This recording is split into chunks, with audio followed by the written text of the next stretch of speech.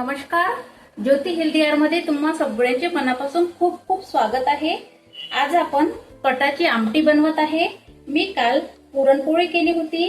आपण चना डाळ पुरणासाठी जी शिजवली होती त्या चना डाळीचे हे वरचे पाणी आहे, त्याला कट असे म्हणतो। त्या कटाची आज आपण आमटी बनवत आहे। आता या चना डाळीचा कट आपण साइडने ठेवू आणि गॅस ऑन करू। गॅसवर कढई ठेवू, गॅस ऑन करू। कढईमध्ये 1 चम्मच तेल घालू,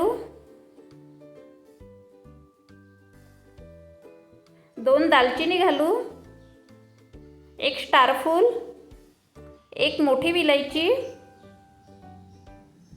1 लवंग, 1 विलायची आणि 2 चिरलेले कांदे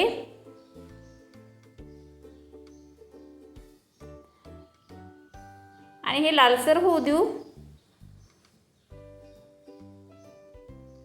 यामध्ये 1 वाटी खोबरं कीस घालू आणि हे मिक्स करून घेऊ।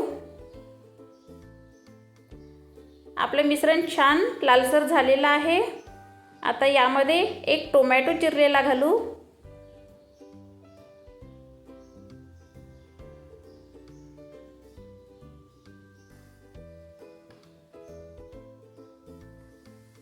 थोडी कोथिंबीर घालू आणि मिक्स करून घेऊ। आता हे मसाले मिक्सर पॉट मध्ये काढून घेऊ आणि याची पेस्ट करू। आता त्याच कढईमध्ये 2 चम्मच तेल घालू, हे गरम होऊ देऊ।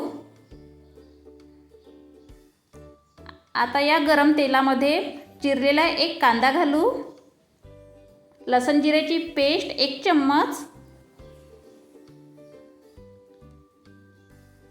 हे मिक्स करून घेऊ आणि 4 हिरवी मिरची घालू, थोडा गोडनिंबाचा पत्ता घालू, 1 चम्मच धना पावडर, 1 चम्मच आमचूर पावडर, लाल मिरची पावडर, चिमूटभर हिंग घालू। हिंग घातल्याने आपल्या कटाच्या आमटीला छान टेस्ट येते। आणि मिक्सर पॉट मध्ये केलेला हा मसाला घालू आणि मिक्स करून घेऊ। 1 चम्मच हळद,